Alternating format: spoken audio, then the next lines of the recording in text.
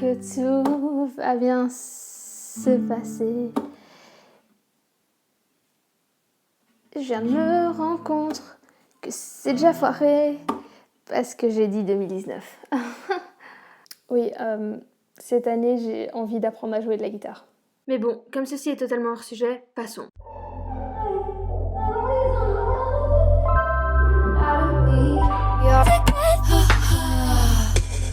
Salut, alors je vais commencer tout d'abord par vous souhaiter à tous une excellente année 2020, une très bonne santé et tout le bonheur du monde. Alors bien sûr, comme je suis beaucoup trop organisée pour sortir toute la série de vidéos fin d'année en fin d'année, nous voici en janvier et on va encore un petit peu se focaliser sur 2019. Alors, on peut dire que 2019 était une année assez intéressante, mais étrangement côté lecture assez neutre, dans le sens où j'ai eu des bonnes lectures.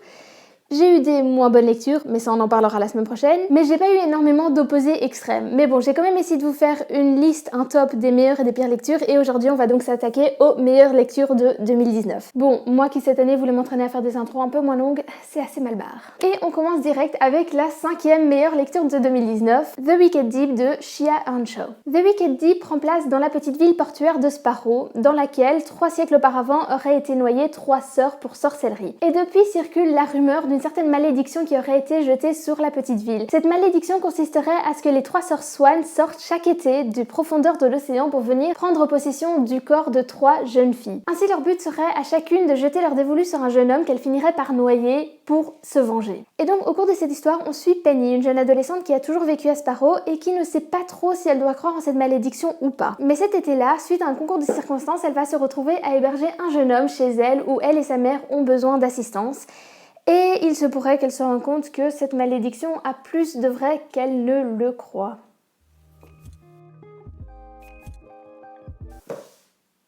Bien sûr. Donc voilà pour le pitch. Alors c'est un roman qui m'a totalement emportée. J'ai totalement été envoûtée par l'atmosphère, par l'écriture qui m'a prise et qui m'a transportée d'un bout à l'autre de l'histoire. J'ai vraiment beaucoup aimé la manière dont l'auteur mettait en parallèle d'un côté la légende avec les 3 sœurs Swan et donc on retournait un peu dans le passé, je pense il me semble 18e siècle. Et de l'autre côté cet aspect beaucoup plus moderne avec Penny, une adolescente qui vit dans le présent. Et puis au fur et à mesure qu'on avance dans le récit, ces deux aspects parallèles vont commencer à s'entremêler vu que l'aspect légende et fantasy va commencer à prendre le dessus sur l'aspect plus moderne. Et donc ce qui m'a particulièrement séduite dans ce récit, c'est vraiment l'atmosphère de tension que l'auteur est parvenu à maintenir du début à la fin, et aussi la manière dont elle est parvenue à ficeler son intrigue, que j'ai trouvé très bien gérée.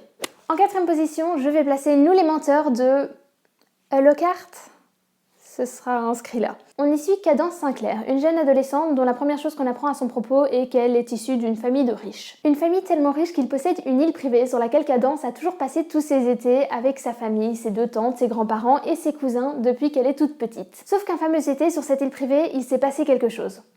On sait pas quoi, mais il s'est passé quelque chose. Et depuis, Cadence est plongée dans un profond mal-être dont on ignore absolument la source. Mais cet été, elle s'apprête à retourner sur l'île pour la première fois en 2 ans, elle s'apprête à revoir sa famille, ses cousins, ses tantes. Mais on va très vite se rendre compte qu'il y a effectivement des choses qui n'ont pas été dites, des secrets, des choses qui lui ont été cachées. Parce que bien évidemment, la famille Sinclair n'est pas aussi parfaite qu'elle aimerait le laisser croire. Et Cadence s'apprête à découvrir à quel point. Je sais pas pourquoi, mais j'ai vraiment du mal à expliquer pourquoi j'ai tellement apprécié ce roman.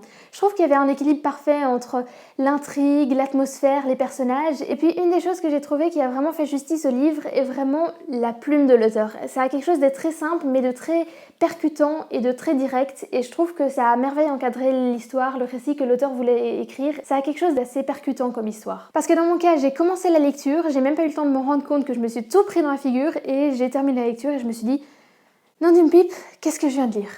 Bon, j'ai pas dit nom d'une pipe, mais qu'est-ce que je viens de lire? Donc en conclusion, c'est vraiment une lecture qui m'a particulièrement marquée parce que je m'attendais pas spécialement à y découvrir quoi que ce soit d'exceptionnel, mais j'ai totalement été séduite. Et en 3e position, je vais mettre, ouvrons les guillemets, ce livre devrait me permettre de résoudre le conflit au Proche-Orient, avoir mon diplôme et trouver une femme.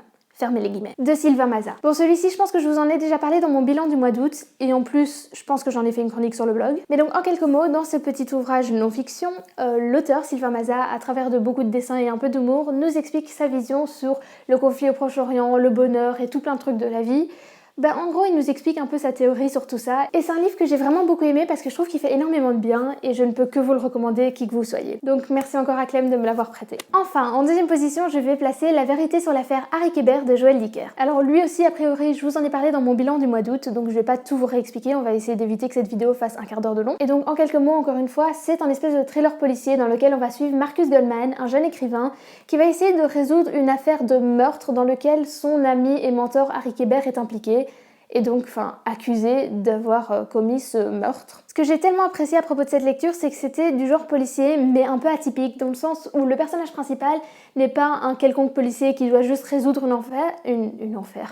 une affaire, vous m'avez comprise, mais c'est un personnage qui est vraiment à 100% impliqué dans l'affaire. Ça a un côté assez personnel vu que c'est son ami qui est accusé de meurtre. Et du coup, j'ai beaucoup aimé la dimension personnelle parce que du coup, on connaît les personnages en dehors de l'affaire vu qu'ils font partie de la vie du personnage principal. Et donc en somme, j'ai adoré la manière dont l'intrigue était ficelée et la profondeur des personnages. Et faut quand même le dire, pour un petit pavé de 800 pages, c'est passé crème. C'était super addictif et j'ai adoré. Ok, maintenant le temps que je trouve comment justifier la première position de ce classement, je vais vous citer quelques mentions honorables.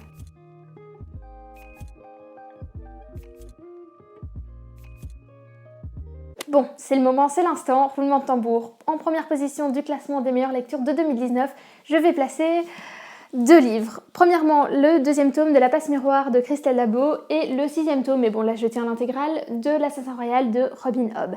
Alors ça peut vous paraître familier comme titre, étant donné que c'était tous les deux des sagas qui apparaissaient déjà dans mon top des meilleures lectures de 2018.